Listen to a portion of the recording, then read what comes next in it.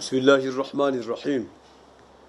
الحمد لله الذي فضل شهر رمضان على سائر الشهور، والصلاة والسلام على سيدنا محمد على ممر الدهور، وعلى آله وصحبه إلى يوم البعث والنشور.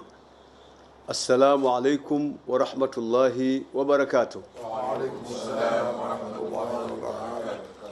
Ndugu Waislamu, nachukua nafasi hii kuwatangazia Waislamu wote nchini kuwa nimepokea taarifa za muandamo wa mwezi wa Ramadhani kutoka katika maeneo mbalimbali nchini, lakini pia kutoka katika nchi jirani ya Kenya, maeneo ya Lamu na wenzetu wa Zanzibar, vile vile ofisi ya Mufti Zanzibar. Nimepokea taarifa kuandama kwa mwezi.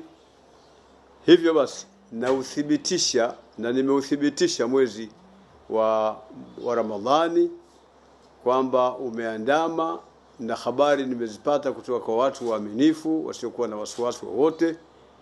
Hivyo basi kesho tarehe 19 insha Allahu Taala, mwezi huu wa pili mwaka 2026 itakuwa ni mwezi mosi Ramadhani, na watakia basi Waislamu wote nchini khairi ya funga ya mwezi wa Ramadhani mtukufu, na Mwenyezi Mungu atujalie taufiki ya kufunga kwa khairi na kwa baraka na kuweza kutimiza yote tunayotakiwa kuyafanya katika mwezi wa Ramadhani. Wassalamu alaikum wa rahmatullahi wa barakatuh. Wa alaikum assalam.